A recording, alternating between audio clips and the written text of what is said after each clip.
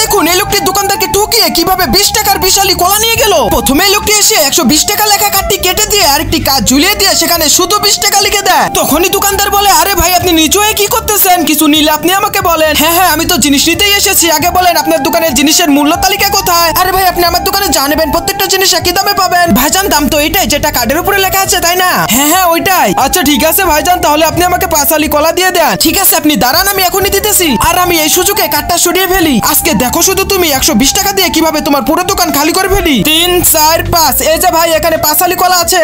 আচ্ছা ঠিক আছে কলাগুলো প্যাকেট করে দাও আর 3 কেজি আপেল মেপে দাও। আচ্ছা ঠিক আছে ভাইজান আমি এখনই দিতেছি। আরে কাস্টমারকে তো অনেক বড় লোক মনে হইতেছে। যাক আজকে সকাল আমার অনেক ভালো বেচা কিনা হলো। 5 আলি কলা নিলাম, 3 কেজি আপেল নিলাম। একটা কাজ করি 5টা আনারস নিয়ে যাই। এই যে ভাই আমাকে 5টা আনারস প্যাকেট করে দিয়েন তো। ঠিক আছে ভাইজান আমি দিয়ে দিতেছি। তখন একটি লোক এসে বলে, আরে ভাই আপনি তো আমাদের সাথে রীতিমতো বেইমানি করতেছে। সামনে দেখে আসলাম একটি লোক ভ্যানে 100 টাকা হারে ফল বিক্রি করতেছে আর আপনি নাকি 120 টাকা। হ্যাঁ শুধু 20 টাকা? আরে ভাই এটা আবার আপনি আমার সাথে কোন ধরনের বেইমানি করলেন? আমার কলার দাম নিয়েছেন 120 টাকা আর কার্ডে শুধু লিখে রেখেছেন 20 টাকা। আরে কি বলেন, আপনার কি মাথা খারাপ হয়েছে নাকি? এটা বলে সে নিচে নেমে এসে দেখে কার্ডের উপরে সত্যি 20 টাকা লেখা। হ্যাঁ শুধু 20 টাকা লেখা। ভাইজান মনে হয় আমি তাড়াহুড়োর কারণে এখানে 120 টাকা লেখা বাদ দিয়ে শুধু 20 টাকা লিখে রেখে চলে গেছিলাম। কোনো সমস্যা নাই, আমি এখন এখানে 1 লাগিয়ে 120 টাকা করে দিচ্ছি। আরে বললেই হলো নাকি, আমি কম দাম দেখে এতগুলো জিনিস নিলাম, এখন আপনি বলতেছেন 120 টাকা করে দিবেন? এটা আমি মানবো না, আমি শুধু 20 টাকা দিয়ে নিয়ে যাবো এগুলা। আরে ভাই এটা আপনি কি বলতেছেন? আমি অনেক গরিব মানুষ, আপনি যদি এটা করেন তাহলে আমার অনেক লস হয়ে যাবে। লস হবে তোমার হবে, আমার কি যায় আসে? আমি যে দামে জিনিস কিনেছি আমি সেই দামেই নিয়ে যাবো। কি ব্যাপার তোমার হাতে কি ওটা?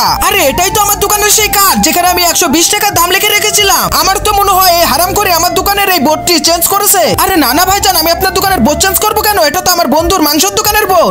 দেন বোর্ডের দিকে দেন।